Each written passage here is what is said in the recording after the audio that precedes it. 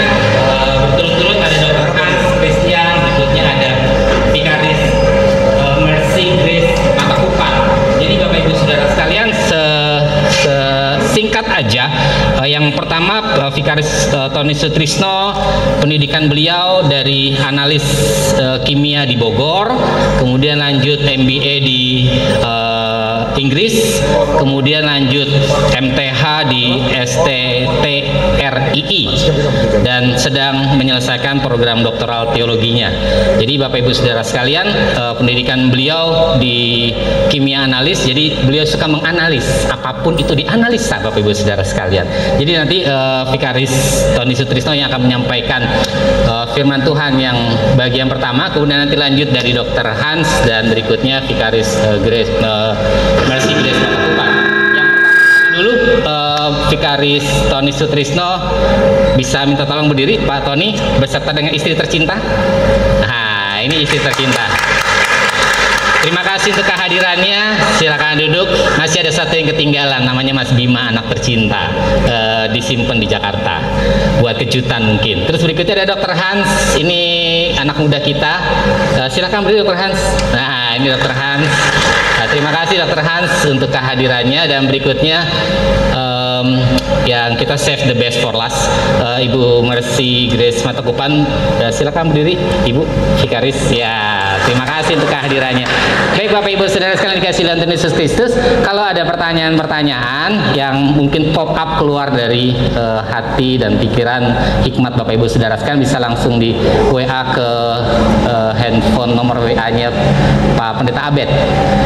Ya, jadi dikumpulin dulu. Jadi kalau nanti Pak Vikaris Tony menyampaikan firman Tuhannya, kemudian ada yang ingin ditanyakan, langsung aja di WA. Ya, nanti kemungkinan saya baru open question and answer setelah pemaparan dari Dr. Hans. Baik Bapak Ibu Saudara sekalian, terima kasih sekali lagi untuk kehadirannya. Selamat menikmati berkat firman Tuhan pada hari ini, sesuatu yang baru dan sesungguhnya ini baik buat kita semua. Silakan waktu Pak Vikaris Tony Sutrisno. Selamat pagi Bapak Ibu Saudara yang dikasihi dalam Tuhan. Sungguh satu sukacita kita bisa berkumpul bersama di sini. Seperti tadi sudah diperkenalkan oleh Pak Adi, saya hamba Tuhan dari Gereja Reform Injil Indonesia dan dosen di Sekolah Tinggi Teologi Reform Injil Indonesia untuk bidang misiologi. Dan fokus saya adalah di bidang Kristologi dan Teologi Perjanjian Baru. Pada pagi hari ini saya akan menyampaikan satu materi yang menjadi dasar dari seluruh pemikiran, menjadi dasar dari seluruh apa yang akan disampaikan sebetulnya pada pagi hari ini, yaitu tentang keterciptaan. Sebagai siapa kita diciptakan dan kemudian bagaimana sebetulnya Allah menciptakan kita semua, sebagai laki-laki dan sebagai perempuan. Bagaimana hal ini menjadi sedemikian penting untuk kita mengerti fungsi dan tugas kita. Kita diciptakan oleh Allah bukan hanya sebagai makhluk yang cuma untuk berelasi, tetapi kita diciptakan untuk masuk di dalam satu institusi, di dalam satu perjanjian dengan Tuhan, di dalam satu covenant. Maka pernikahan di dalam kekristenan ini merupakan hal yang sangat-sangat sakral, karena pernikahan digambarkan juga sebagai relasi antara Kristus dan jemaat. Saya akan memulai materi ini. Kita selalu mengatakan amin ya untuk firman ini. Firman itu pelita bagi kakiku dan terang bagi jalanku. Tetapi apakah sesungguhnya kita selalu iya dan amin di dalam berbagai hal? Ketika kita menghadapi kesulitan, ketika kita menghadapi ketidakmengertian tentang dunia, apakah kita mau kembali ke dalam Alkitab? Kalau kita mengatakan firman-Mu itu pelita bagi kakiku dan terang bagi jalanku, maka seluruh kehidupan kita sebetulnya harus berpusat dan bersandar di dalam firman Tuhan. Tidak ada hal yang lain, tidak ada hikmat apapun di dalam dunia ini selain daripada berasal dari firman Tuhan. Firman Tuhan merupakan sumber dari segala sesuatu. Apapun yang ada di dunia ini sesungguhnya ditopang oleh apa yang Allah tuliskan di dalam firman-Nya. Maka ini hal yang pertama kita akan berbicara mengenai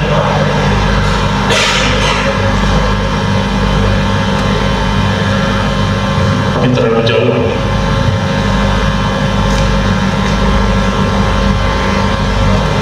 Slide yang kedua.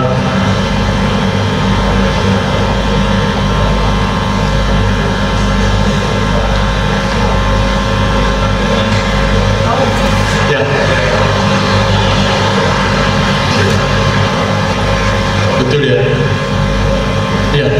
Dalam Kejadian 1:27, manusia itu diciptakan sebagai gambar seturut rupa. Kita sering bilang sebagai gambar dan rupa ya, tetapi sesungguhnya bahasa asli mengatakan gambar seturut rupa. Gambar seturut rupa Allah ya.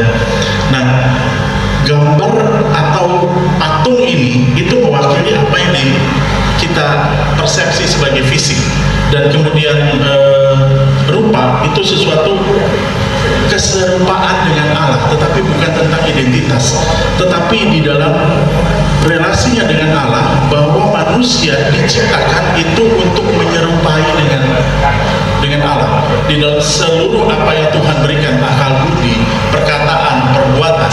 Maka ketika sebetulnya ular di Taman Eden itu mengatakan kamu akan menjadi seperti Allah, itu bukan saja sesuatu yang bohong, dalam arti bukan sesuatu yang menyesatkan, dalam arti begini, mereka sudah diciptakan untuk menyerupai, mereka sudah diciptakan sebagai gambaran fisik. Gambaran fisik ini kalau nanti kita masuk ke dalam Perjanjian Baru di dalam Injil Yohanes ya, ada motif Immanuel, Allah beserta kita, Allah hadir di antara umatnya, Allah berkemah di tengah umatnya.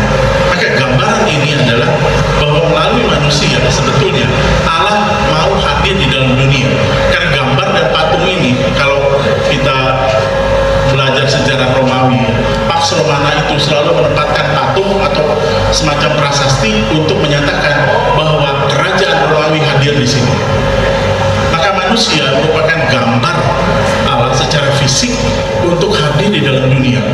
Pada saat Allah menciptakan bumi dengan segala isinya, sebenarnya Allah sedang menciptakan satu ruang untuk bagaimana kerajaan Allah itu ada. Menciptakan ruang dulu, kemudian diisi, baru diisi manusia. Maka ketika manusia diperintahkan untuk memelihara, mengusahakan dan memelihara, ini merupakan satu tindakan Allah untuk bagaimana seluruh dunia ini menjadi kerajaan Allah. Bukankah kita di dalam doa Bapa kami mengatakan itu, jadilah kehendakmu di bumi seperti di surga. Sebenarnya itu yang harus dilakukan oleh Adam dan Hawa. Tetapi ketika mereka mempersepsi apa yang disampaikan oleh si ular itu, ini mereka sebetulnya sedang tidak mengerti apa yang sesungguhnya Tuhan menyatakan di dalam kehidupan mereka, bahwa mereka sesungguhnya adalah rupa yang secara fisik dan gambaran abstrak yang menyusun satu pribadi. Pribadi kita itu disusun oleh dua hal, yang natur, tubuh dan roh, dan ada pribadi. Ini sesuatu yang tidak dapat terpisah. Kedua-duanya, baik natur dan pribadi, ini merupakan ciptaan Allah sebagai gambar dan rupanya. Kita tidak bisa menghukum seseorang itu cuma menghukum fisiknya tanpa menghukum pribadi. Kedua-duanya akan mengalami kita hukuman. Kalau misalnya seseorang berbuat salah, kalau misalnya katakanlah saya menendang misalnya istri saya punya kucing yang paling dia sayang, kemudian saya tendang, yang bersalah itu siapa ya? Kaki saya atau pribadi saya? Pribadi kan? Maka dua hal ini yang menjadi penting untuk sebetulnya manusia ketika diciptakan, untuk mengerti bahwa mereka diciptakan sebagai gambaran real, mewakili Allah untuk hadir di muka bumi ini, dan sebagai pribadi yang harus memimpin naturnya, tubuhnya ini yang kelihatan secara fisik untuk melakukan apa yang Allah kehendaki. Jadi saya berbicara tentang pola, demo tentang dignitas ya. Jadi gambar rupa Allah ini dianugerahkan kepada manusia di dalam mandat bagi Adam untuk menjadikan bumi sebagai kerajaan Allah. Dan mandat ini, ketika Allah memberikan mandat, itu tidak pernah batal. Apapun yang Allah rencanakan, apapun yang Allah perintahkan, tidak pernah dapat dibatalkan. Maka ketika Allah memerintahkan Adam dan Hawa untuk memelihara, mengusahakan, menjadikan seluruh bumi ini kerajaan Allah, beranak cucu, itu tidak akan pernah batal.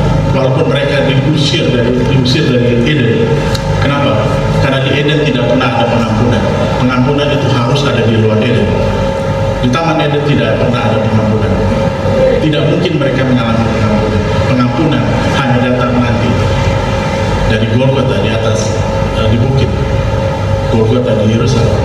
Jadi hal ini merupakan satu gambaran, walaupun Adam dan Hawa itu kemudian diusir, mereka tetap harus melakukan apa yang Tuhan perintahkan untuk memelihara, walaupun bertambah sulit, beranak cucu walaupun bertambah sulit.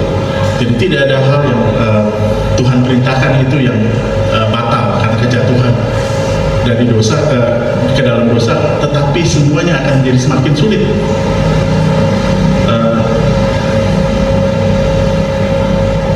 Slide yang kedua, tolong. Siapa? Christine, saya lupa. Christine ya. Christine, tolong slide yang kedua.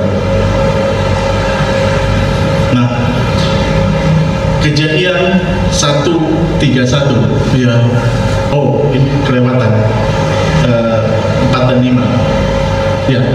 Tuhan menyatakan sungguh amat baik ya, sungguh amat baik pada hari ke-6 penciptaan. Ini berbicara tentang keutuhan, keindahan, kepantasan. Sungguh amat baik, ini merupakan baik yang sungguh amat ini merupakan silogisme ya, untuk menunjukkan bahwa kebaikan tersebut mengenai sesuatu yang utuh, indah, dan pantas. Sungguh amat baik berbicara juga tentang seks dan gender, bahwa gender laki-laki dan gender perempuan itu sungguh amat baik, dan relasi seksual pun sungguh amat baik. Nah, ketika kita mengatakan sungguh amat baik, ini sesuatu yang Tuhan katakan bukan cuma kepada dirinya sendiri, tetapi ketika Tuhan berfirman sungguh amat baik, Tuhan menyatakan itu kepada seluruh ciptaannya. Sungguh amat baik.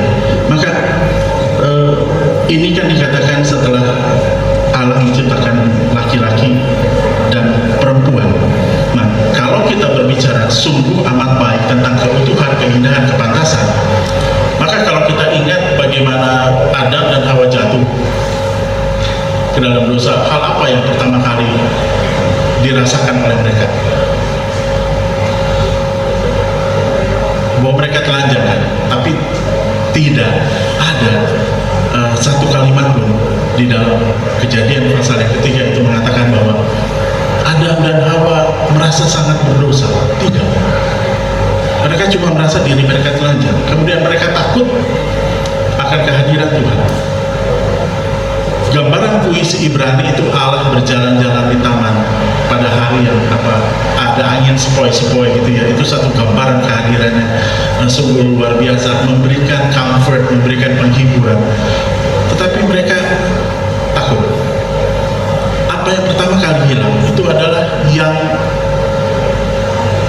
sering kita sebut ketika kita pertama berjumpa sebagai sesama orang Kristen, Shalom. Shalom berbicara tentang keutuhan, bahwa sejak kejatuhan itu manusia tidak utuh lagi. Nah, tidak utuhnya itu bukan tentang laki-laki berubah menjadi laki-laki tanda seru, laki-laki aksen gitu ya. Jadi laki-laki kan kalau kita dalam bahasa itu aksen A, aksen 1, 2, 3, tidak, itu tetap. Yang menjadi tidak utuh adalah relasi antara manusia dengan Allah dan manusia dengan manusia. Kejadian 3 kan Alkitab mengatakan Adam dan Hawa akan kesakitan di dalam melahirkan, tetapi engkau akan tetap birahi kepada suamimu. Ini berbicara tentang satu relasi yang rusak. Tetapi manusia itu tetap dalam kondisi yang sungguh amat baik. Bukan laki-laki itu tiba-tiba memiliki sifat kewanita-wanitaan atau wanita memiliki sifat kelaki-lakian karena kejatuhan. Dalam arti bukan, memang akibatnya ada ya, tetapi dalam hal ini kejatuhan itu sesungguhnya tidak merubah bahwa laki-laki ditetapkan oleh Allah sebagai laki-laki dan perempuan sebagai perempuan. Entah perubahannya itu seperti apa, ya perubahan genetik mungkin terjadi. Satu kali, mungkin 10-12 tahun yang lalu, saya pernah mendengarkan satu seminar atau podcast gitu tentang bioteknologi. Saya tertarik karena saya dulu bidang kimia. Jadi seorang wanita di Amerika, ini orang Indonesia, itu salah satu bioteknologis paling top di Amerika. Cuma ada beberapa, kalau saya tidak salah ada 2 atau 3 orang. Dan wanita ini adalah salah satu yang terbaik di Amerika. Dia mengatakan begini, kita makan kedelai yang direkayasa secara genetik, kita makan berbagai macam hal yang direkayasa. Mungkin kita tidak mengalami masalah sekarang, tetapi bagaimana 20 tahun kemudian, 25 tahun kemudian, 30 tahun kemudian, karena apa yang dirubah oleh manusia itu akan mempengaruhi mulai dari makhluk hidup yang paling rendah mungkin ya, bakteri atau apa berubah, kemudian juga serangga mengalami perubahan dan lain-lain ya. Jadi itu yang menjadi sesuatu hal yang sangat kita harus perhatikan, bahwa seluruh perubahan itu bukan karena Tuhan menciptakan semua untuk berubah, tetapi karena manusia jatuh, tetapi Tuhan tetap menciptakan manusia sebagai laki-laki dan perempuan. Slide berikutnya. Nah, seksualitas dan seks. Ya. Seksualitas dan seks itu adalah bukan kesalahan, bukan penyimpangan, bukan keharusan yang disesali, bukan pengalaman yang memalukan. Jadi begini, ada penafsiran bahwa apa yang terjadi di Taman Eden adalah waktu saya kecil diajarkan, oh itu karena Adam dan Hawa melakukan hubungan seks sehingga mereka jatuh ke dalam dosa. Saya umur 5-6 tahun, saya pikir apa iya ya? Tapi kan Alkitab mengatakan makan buah. Kemudian seringkali di dalam film, di dalam apapun ya, digambarkan memakan buah terlarang gitu kan. Itu sebagai satu gambaran metafora tentang hubungan seks di luar pernikahan. Dan ini mempengaruhi saudara-saudara kita di dalam Katolik, melihat bahwa seks merupakan keburukan yang tidak dapat dihindari, karena merupakan bagian dari tugas untuk beranak cucu. Kalau bisa dihindari, tetapi ya sesuatu yang apa ya namanya, terpaksa dilakukan, walaupun dianggap sesuatu yang buruk. Kita tidak. Seks merupakan anugerah dari Tuhan, merupakan sesuatu yang Tuhan pakai untuk menjadi alat, menjadi media bagaimana beranak cucu itu dapat terjadi. Kejadian 4 ayat yang pertama itu kan demikian indah sebetulnya disampaikan. Dan dari hasil hubungan seksual antara Adam dan Hawa itu keluar satu perkataan dari Hawa, dan dia melihat itu sebagai satu janji Tuhan, pemeliharaan Tuhan, walaupun mereka sudah berdosa dan usir dari Eden. Jadi kita tidak melihat sesuatu yang buruk. Yang buruk adalah terjadi di luar pernikahan. Sesuatu yang terjadi di dalam pernikahan itu tidak buruk dan tidak berdosa. Nah, kemudian seksualitas dan relasi seks itu memiliki nilai ontologis dan relasional. Itu diinaugurasi oleh Tuhan sendiri, menjadi bagian dari rancangan kehendak rencana. Kalau kita baca di dalam Kejadian 2, ya Allah menciptakan Hawa, kemudian dari busuk Adam ya, kemudian Adam kan tertidur, berarti Adam tidak memiliki peran apapun. Nah, Tuhan itu membawa Hawa kepada Adam. Itu merupakan gambaran dari relasi yang diinaugurasi oleh Tuhan. Maka pernikahan Kristen itu sedemikian sakral bahwa Hawa itu dibawa sendiri. Tuhan tidak bawa Adam kedua, Tuhan tidak bawa Adam ketiga, tidak. Tetapi Hawa itu berbeda, penolong yang sepadan. Kita seringkali bilang penolong yang sepadan, dia sepadan. Ya, kita sama-sama lulus perguruan tinggi, kita sama-sama dari suku yang sama, kita sama-sama, itu kita anggap sepadan. Bukan. Penolong kita anggap sesuatu yang boleh ada dan boleh tidak. Bukan. Allah memberikan Hawa kepada Adam sebagai penolong sepadan. Penolong itu kata yang sifatnya militer. Kalau berperang, kita perlu bantuan dan Tuhan berikan penolong. Sesuatu yang dipakai, kalau tidak ada itu kita akan kalah. Kata sifatnya yang militer. Kemudian sepadan. Sepadan itu bukan sama, tetapi sesuatu yang ada di seberang, sesuatu yang berbeda secara fungsi, secara tugas. Itu sepadan. Gambaran Adam di dalam puisi pertama yang dia katakan, tulang dari tulang, daging dari daging. Dia melihat Hawa itu sebagai, ketika dia melihat Hawa, saya sempurna karena ada Hawa. Sempurna dalam apa? Untuk melakukan apa yang Tuhan inginkan di dalam perjanjian, memelihara, mengusahakan, beranak cucu, memakan dan tidak memakan, memakan buah dan tidak memakan buah. Dua-duanya harus ada. Ya. Nah, selanjutnya ya, penciptaan manusia di dalam Kejadian 1:27 ya, LAI itu mengatakan manusia itu menurut gambarnya. Nah, di dalam NIV itu manusia itu sebetulnya kemanusiaan, mankind. Kemudian di KJV ya, God created man, itu tunggal ya. Nah, artinya bukan tentang Adam yang androgynous, tetapi tentang kemanusiaan. Androgynous itu apa ya? Karakteristik di mana seseorang itu memiliki gabungan, campuran. Itu mungkin Dr. Hans akan lebih sangat jelas menjelaskannya. Suatu identitas, baik identitas, fisik, ekspresi. Ya, ada kan yang ekspresinya, aduh kemayu sekali gitu ya. Dulu mungkin 10 tahun yang lalu di TV itu sedemikian marak ya presenter yang kemayu gitu. Sekarang mungkin hampir tidak ada. Ada sih ya. Jadi Adam itu bukan androgen. Orang-orang yang berpihak kepada LGBT itu menganggap bahwa manusia itu diciptakan sebagai satu bibit manusia tanpa seksualitas gitu. Tidak, karena Allah menciptakan manusia sebagai gambar dan rupa. Allah itu gendernya adalah maskulin. Kita tidak ada gender kan dalam bahasa Indonesia. Kalau saya bilang kepada istri saya kamu, ya ya kamu gitu, enggak apa dia, she, enggak.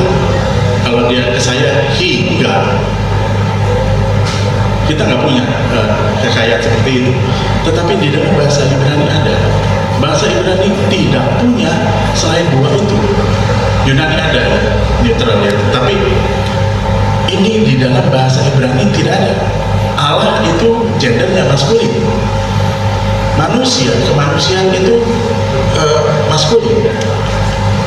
Jadi memang sejak awal tidak ada yang namanya gender di luar dua itu. Orang Ibrani itu tidak sembarangan. Orang Ibrani itu punya pemikiran yang konkret.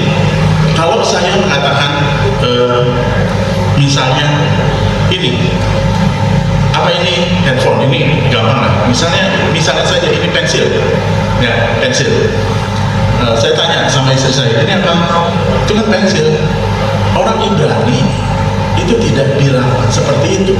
Tetapi ketika saya tanya ini apa, istri saya misalnya orang Ibrani, dia akan mengatakan begini, yang dengannya aku menulis.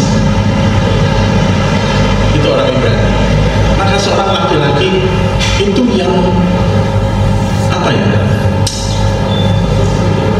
yang memberikan seluruh nafkah, seluruh kehidupan, yang menopang keluarga, itu laki-laki, suami. Seorang istri di dalam bahasa Ibrani itu berarti dia yang mengikat. Orang Ibrani nggak ada yang namanya abstrak gitu ya, gambaran apa sih Allah yang Maha Kuasa, tidak ada. Buat mereka semua itu konkret. Allah yang Maha Kuasa, seperti Daud misalnya di dalam Mazmur 139 ya, ayat misalnya ayat 16 misalnya, itu dia bilang Allah yang Maha Kuasa itu yang sedari dia masih bakal bayi itu sudah mengenal, memelihara dia untuk diselamatkan.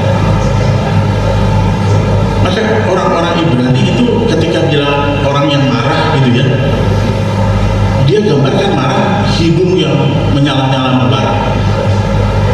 Jadi ketika mereka menggambarkan laki-laki dan perempuan itu konkret, tidak ada yang abstrak di dalam pemikiran mereka. Selanjutnya, nah ayat pendukung ini ya, ini poin 10 ya, keteraturan. Tadi kan kita bilang keteraturan, kelengkapan, keindahan itu hanya ada dualitas seksual ditampilkan sebagai dasar penciptaan manusia oleh Tuhan, bahwa manusia dihasilkan melalui kesatuan kedua seksualitas. Jadi LGBT itu tidak akan pernah menghasilkan keturunan. Saya kalau kita misalnya buka handphone ya, YouTube, TikTok itu kan selalu ada apa sih dia, algoritma ya. Kalau kita sering misalnya saya sering nonton video kucing, itu keluar terus kucing. Video tentang mancing ikan, dia kan keluar terus karena dia baca algoritma ya. Nah, manusia itu dalam algoritma itu, kalau kita satu kali itu kita coba pengen tahu mengenai LGBT itu akan keluar terus. Nah, di dalam salah satu yang saya dengarkan ya, mereka itu mengatakan enggak, kami tidak butuh laki-laki. Lalu pada saya lupa siapa dia, seorang presenter orang Inggris, dari logatnya saya tahu dia orang Inggris, itu mengatakan dia sangat anti LGBTQ. Bagaimana mungkin? Bagaimana kalau memiliki keturunan? Dia bilang begini, saya tidak butuh perempuan, saya tidak butuh laki-laki. Yang laki-laki bilang begini, laki-laki bisa mengandung, teknologi nanti akan semua mereka mengkondisikan, mengarang segala sesuatu bahwa laki-laki kemudian bisa mengandung. Ya, saya perut saya gendut ini bukan mengandung loh, Bapak Ibu. Tidak mungkin. Jadi mereka mengarang segala sesuatu demi untuk kita tidak membenci mereka, kita mengasihi mereka, kita mau mereka mendengarkan Injil Tuhan, tetapi kita membenci dosa. Sebagaimana kita diciptakan sebagai gambar dan rupa, karakter Allah itu harus ada di dalam diri kita. Ketika Allah membenci dosa, maka kita harus membenci dosa. Ketika Allah membenci yang namanya kebohongan, kita juga harus membenci kebohongan. Ketika Allah mencintai kebenaran, kasih, dan kita harus lakukan itu. Slide selanjutnya. Nah, jadi dualitas itu ada sejak permulaan. Jadi hanya ada bipolaritas gender. Misalnya seorang teolog von Rett itu mengatakan perbedaan seksualitas antara laki-laki dan perempuan merupakan dasar dari apa artinya menjadi manusia. Saya tidak mengatakan orang LGBT itu bukan manusia, Tetapi sesungguhnya mereka harus mengakui bahwa ketika mereka mau diakui sebagai manusia sempurna, hanya ada dua yang Tuhan ciptakan, laki-laki atau perempuan. Yang kemudian keberadaan gender ini satu-satunya perbedaan struktural, tidak ada perbedaan struktural lain di dalam kemanusiaan selain dua ini. Dr. Hans nanti misalnya dalam penelitian, dia tidak akan meneliti gender ketiga, tidak, hanya laki-laki atau perempuan. Nah, tadi kami sempat ngobrol, ada kelainan secara genetik dan lain-lain, ya ada, tetapi kalaupun diteliti, ya pilihannya cuma dua itu. Ya. Nah, gender itu ini berarti kita bisa kesetaraan gender, ya, equal itu bukan tentang kesamaan, setara itu bukan sama. Ya, equality berbicara tentang keberadaan yang setara dalam pribadi dan juga yang sama penting, bukan kesamaan, bukan sameness. Berikut. Nah, penciptaan laki-laki dan perempuan ini dalam struktur paralel, ya, artinya tidak ada superioritas atau inferioritas secara ontologis. Ontologis itu keberadaan dasar, mula-mula awalnya itu antara laki-laki dan perempuan. Bahasa Ibrani hanya kenal dua gender, maskulin dan feminin, seperti tadi saya bilang. Nah, dalam Kejadian 1 pasal yang ke-27, dalam bahasa asli ada 3 kali kata menciptakan. Jadi Bapak Ibu Saudara yang belajar teologi pasti tahu, ya, di dalam Kejadian 27 ada tiga kata bara. Yang kata bara yang pertama itu bentuknya kaum consecutive imperfect. Jadi ada tujuan. Ketika Allah kan kaum pertama itu berbicara tentang kemanusiaan. Maka ketika Allah menciptakan kemanusiaan itu ada tujuan Allah yang harus digenapkan di dalam penciptaan. Ada kausalitasnya, ada sebab akibatnya. Sebab Allah menciptakan kemanusiaan, maka akibatnya adalah manusia akan terdiri dari dua gender. Gitu. Nah, kemudian 2 kali kata bara itu kalau perfect itu di dalam penciptaan laki-laki dan perempuan. Ya, maka Allah menciptakan kita baca di Kejadian 1:27.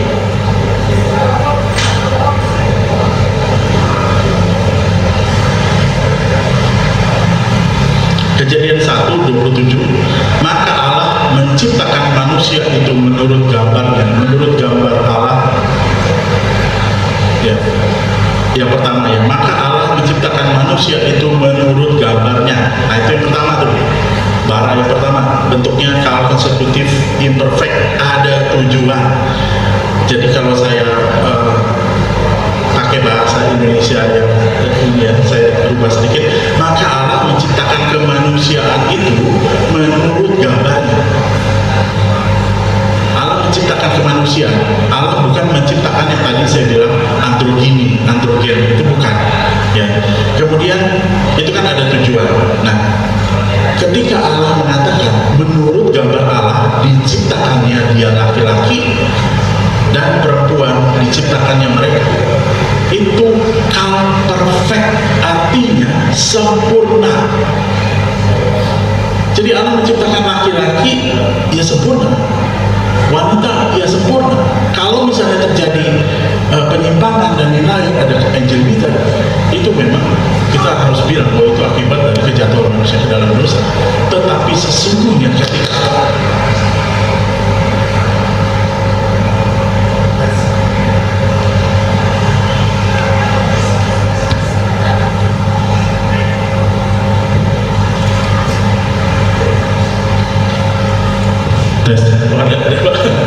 thank you Pak Anggar. Ya, jadi hanya dua, tidak ada yang lain. LGBT bukan, tidak, saya mau harus bilang gender yang mereka anggap ada puluhan, mungkin ratusan, itu tidak memiliki hak di hadapan Tuhan. Tuhan hanya tahu dua gender, laki-laki atau perempuan. Tidak ada yang lain.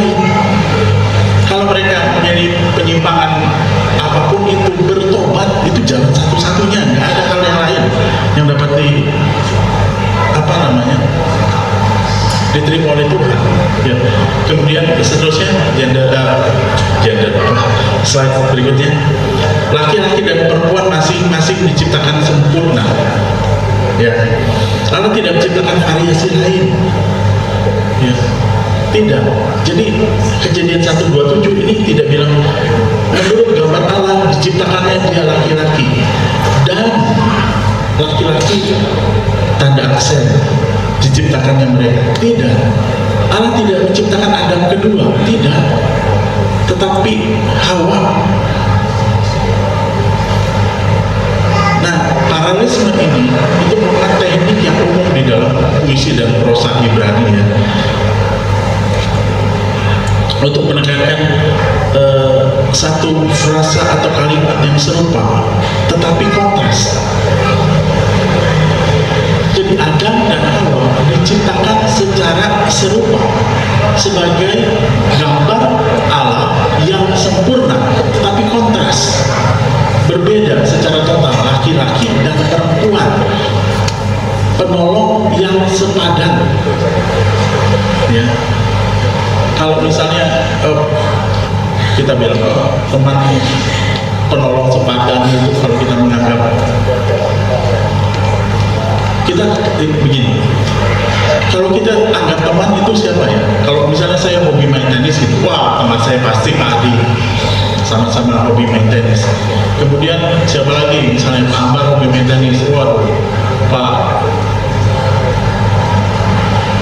Iron misalnya main tenis juga, Pak Stefanus misalnya main Pak Filemon juga. Kalau kita menganggap itu sesuatu yang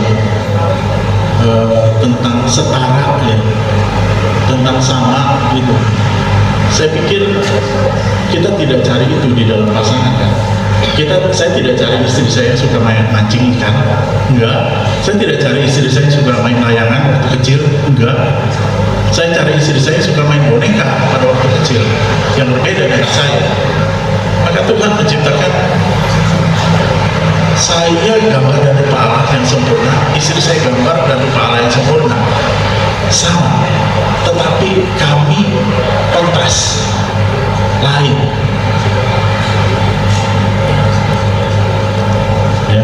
Nah, berikut, nah ini kita nanti Bapak Ibu kalau mau PPT ini saya tinggalkan di sini, ya. Ini saya teruskan saja. Ini bahas teknis saja, paralelisme sintetik, paralelisme antitesis. Selanjutnya paralelisme klimaks, progresif dan kiasmen, itu juga saya tidak bahas, nanti saja. Nah, poin 18. Perintah Tuhan Allah diberikan kepada mereka sebagai pasangan monogami. Ya, LGBT saya nggak tahu apakah, saya tidak begitu tertarik untuk meneliti apakah mereka poligami atau monogami, tetapi kita diciptakan sebagai makhluk yang memiliki relasi di dalam institusi, di dalam covenant secara monogami. Satu suami untuk satu istri untuk satu suami, tidak lebih dari itu. Dan pengharapan kita, ya, di dalam relasi suami istri itu, di gambaran relasi antara Kristus dan jemaat, itu merupakan satu gambaran yang sedemikian indah, bahwa di depan itu, ketika kita masuk di dalam kerajaan Allah, di dalam kekekalan, kenapa tidak ada jeda? Bukan tidak ada jeda. Kenapa tidak terlalu spekulatif kalau saya bilang begitu? Tidak ada pernikahan. Kenapa ya tidak ada pernikahan? Karena pernikahan itu merupakan satu gambaran antara supaya apa yang dicapai sesungguhnya adalah Kristus. Bukan pernikahan itu sendiri. Pernikahan adalah Allah bagi kemuliaan Tuhan, maka harus monogami. Tidak mungkin saya terus terang, kita itu bukan agama yang seksual oriented, tidak. tidak masuk ke dalam surga, tidak disambut dengan 7 bidadari, 17, 70, whatever yang selamanya perawat. Tidak. Kita disambut oleh Kristus. Saya pikir ini agama cabul sekali ya. Saya harus mengatakan, kita disambut oleh Sang Allah, sang anak Allah sendiri. Itu yang paling penting. Dan itu gambarannya harus kita seperti berlatih untuk hidup di dalam kerajaan surga. Itu dalam pernikahan, lewat relasi antara manusia. Ya, dan itu bukan tujuan kita. Tujuan pernikahan bukan nanti selama-lamanya di surga menikah. Tidak. Tetapi kita adalah mempelai Kristus. Itu yang menjadi tujuan. Jadi dua gender ini alat bagi kemuliaan Tuhan. Tuhan tidak menciptakan begitu banyak gender sehingga menjadi alat untuk tidak. Hanya ada dua yang Tuhan pakai.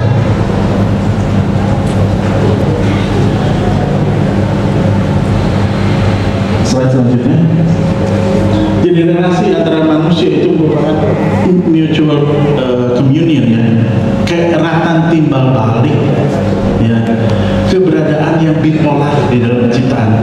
Jadi arti penuh keberadaan manusia bukan hanya pada Adam atau hanya pada Hawa, tetapi di dalam persekutuan antara keduanya. Relasi I and thou, aku dan kau, antara laki-laki dan perempuan merupakan esensi dari kemanusiaan. Yang namanya kemanusiaan itu esensinya ada di dalam relasi antara laki-laki dan perempuan. Kalau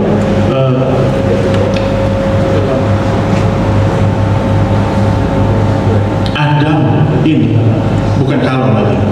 Jadi Kristus itu secara metafora itu diwakili oleh pria di dalam keluarga untuk memimpin keluarganya. Dan kita keluarga-keluarga itu adalah bagian dari tubuh Kristus yang kelihatan dan tidak kelihatan, dan kepalanya adalah Kristus. Maka ini satu gambaran bahwa esensi gambar dan rupa Allah itu sesungguhnya adalah tentang bagaimana sejak awal Adam dan Hawa itu menjadikan seluruh bumi dan seluruh manusia itu sebagai gambar dan rupa Allah yang menyatakan kerajaan Allah, yang menyatakan seluruh kehendak Allah, dan kepalanya adalah Kristus. Slide selanjutnya. Nah, prokreasi ya, beranak cucu itu kan perintah bertambah banyak, perintah yang tidak Tuhan batalkan. Kalian sudah jatuh dalam dosa ya, maka stop, kalian tidak usah beranak cucu. Tidak. Walaupun Tuhan menghabiskan seluruh manusia kecuali Nuh dan anak-anaknya, Tuhan mengulangi janji kemanusiaan itu. Beranak cuculah, penuhi seluruh bumi. Babel.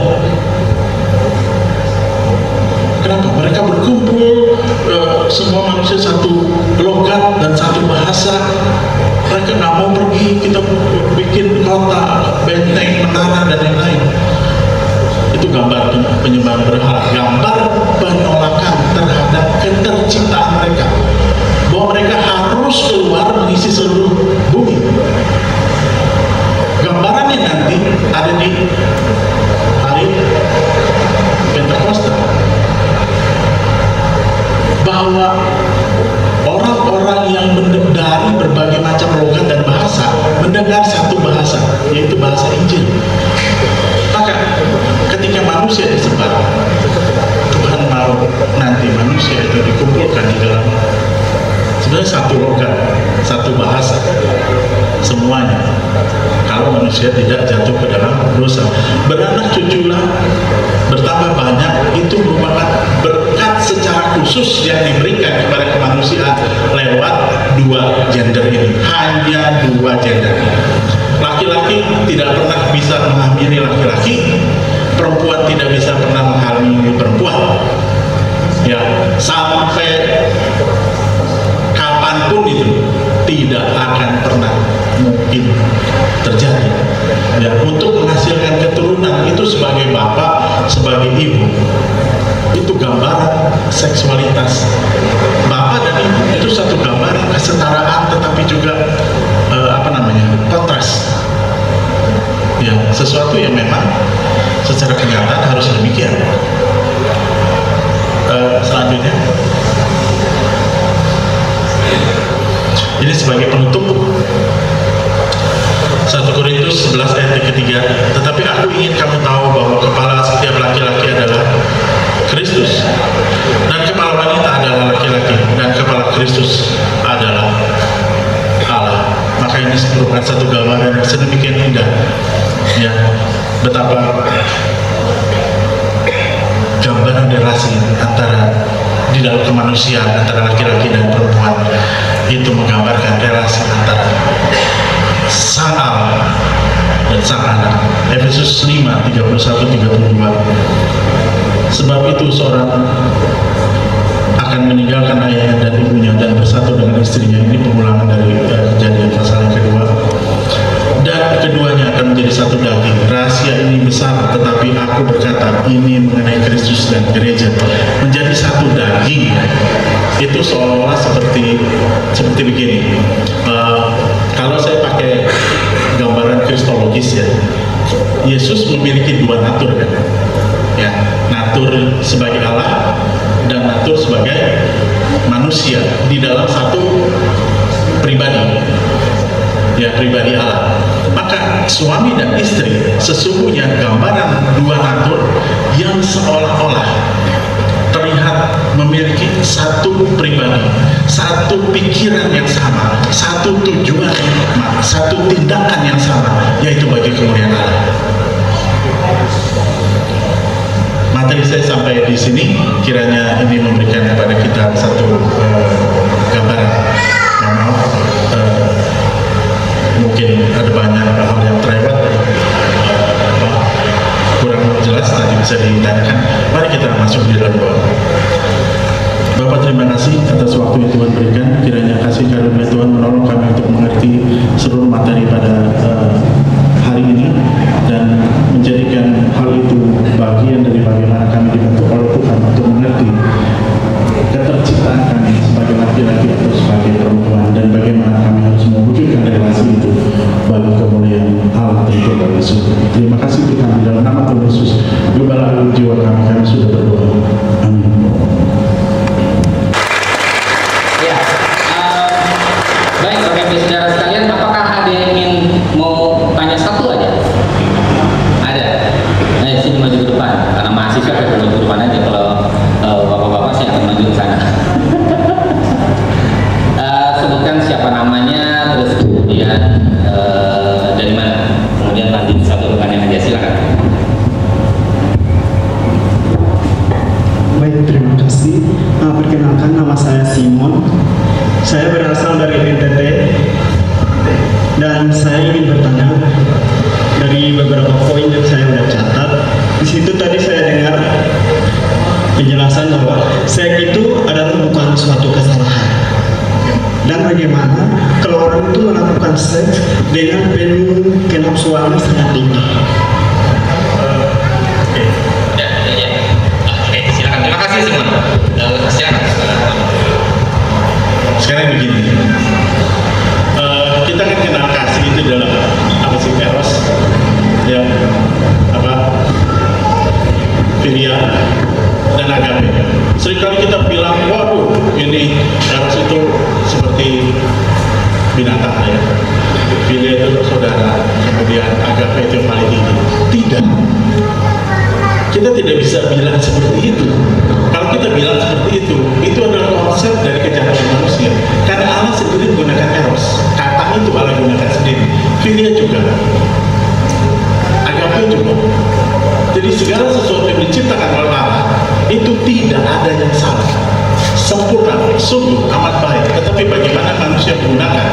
Kalau misalnya di dalam relasi seksual antara suami dan istri, apa salahnya ada eros, kemudian ada ketertarikan yang sedemikian dalam? Yang menjadi masalah adalah ketika misalnya saya berhubungan seksual dengan istri saya, kemudian saya bayangkan siapa misalnya perempuan lain, salah. Tetapi bagaimana otak ini dikendalikan, dan kita tahu bahwa seks itu bukan merupakan satu tujuan, tapi alat. Tetapi Tuhan, seks itu diberikan kepada manusia itu di dalam dua kondisi, satu prokreasi dan satu rekreasi. Kalau seks itu tidak memiliki nilai kenikmatan, maka tidak ada manusia yang melakukannya.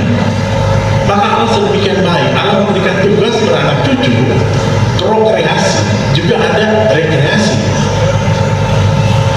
Nah, permasalahannya di mana kehendak kita letakkan?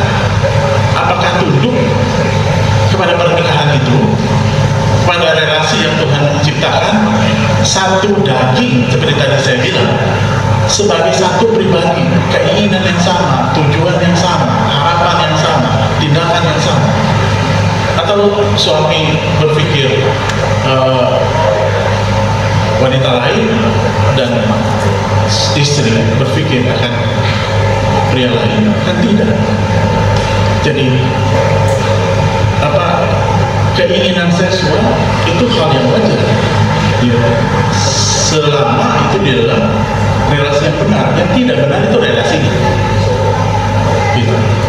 Bukan persoalan kalau perhubungan seksual itu dengan penuh nafsu, kalau nggak ada, jangankan relasi seksual. Kalau Simon sudah kenyang, dikasih mie goreng satu panci juga aku nggak akan makan kan, kalau nggak ada nafsu untuk makan. Demikian kan, nafsu itu harus dipelihara antara suami dan istri, bukan dengan yang lain. Alkitab berkata, istri asal mudamu pakai masa, jangan istri mudamu itu. Yang kira-kira jawab. Ya, baik Pak Tony. Berikutnya silakan tadi Pak. Ya, selamat pagi Pak Tony. Bisa kalau berdiri Pak, biar kita semua jadi kenal. Iya, ini. Selamat pagi Pak Tony. Saya dari Pokok Kidul, dari Gereja Kristen Jawi. Nama saya Widi Pak. Yang mau saya tanyakan, Pak Tony tadi bilang bahwa gender itu cuma ada dua. Tapi kenyataan zaman sekarang itu kan gender ada tiga, ada waria. Waria itu termasuk gender laki-laki atau perempuan, itu yang pertama. Terus yang kedua, di Taman Eden itu kan Adam sama Hawa itu kan cuma punya anak tiga, laki-laki semua. Padahal untuk mempertahankan biar bumi itu kan perlu perkawinan. Itu ya secara ilmiah gimana? Mungkin bisa digambarkan bahwa Adam itu suatu bukan satu orang tapi banyak orang, terus Hawanya juga banyak orang itu. Jadi terjadi perkawinan secara biologis. Matur. Ya, terima kasih Pak Widi. Jadi begini, Allah menciptakan Adam itu tunggal. Ya, kalau dibaca di dalam bahasa asing atau bahasa Inggris, Adam, bukan Adams. Ya, bukan hanya if, bukan ifs. Itu ya, Allah menciptakan satu Adam dan satu Hawa. Ya, kalau masalah gender dan seks, itu dunia itu menganggap dua hal yang berbeda. Gender dan seks itu mereka anggap beda. Ya, gender mereka gender itu bisa macam-macam gitu ya. Dokter Hansi, mereka menganggap gender itu bisa ada puluhan, mungkin ratusan. Ya, sesuai dengan apa yang mereka inginkan. Waria itu sesungguhnya laki-laki, perempuan sih laki-laki. Ya sudah, itu laki-laki sesungguhnya, dan bukan gender yang diciptakan oleh Tuhan. Tidak ada yang namanya gender waria. Gender itu hanya dua, laki-laki atau perempuan. Nah, mengenai Adam dan Hawa yang kemudian Kain dan Habil ya, kita anggap dua manusia itu jadi laki-laki hanya tiga. Apakah mereka incest dengan Hawa sehingga mereka tidak? Alkitab merupakan gambaran. Jadi begini, kitab Kejadian kejadian ditulis oleh Musa itu merupakan satu antitesis. Antitesis itu sesuatu yang untuk melawan budaya-budaya yang sudah mempengaruhi orang Israel selama ratusan tahun, terutama mereka di Mesir, mengenai bagaimana siapakah Allah. Ya, itu ada berbagai macam mitos, ada Enuma Elis, ada Akkadian, macam-macam. Ya, kebanyakan ada yang bilang mitos Akkadian itu mengatakan begini, manusia itu diciptakan dari debu tanah juga, tetapi tetap sebagai budak. Kemudian Enuma Elis itu dari pertempuran, darahnya menjadi manusia dan lain-lain. Tetapi Musa Allah melalui Musa mengatakan manusia itu diciptakan oleh Allah sebagai laki-laki dan perempuan di dalam budaya timur dekat kuno itu sudah ada juga LGBT, bahkan dewa-dewa mereka itu berhubungan seksual itu sesama jenis dan lain-lain sudah ada. Dewa androgen mereka sudah ada. Tetapi Allah menuliskan kejadian untuk melawan itu semua. Dan kemudian kalau kita bilang cuma ada Adam, Hawa, Kain, Habil karena dibunuh, itu gambaran.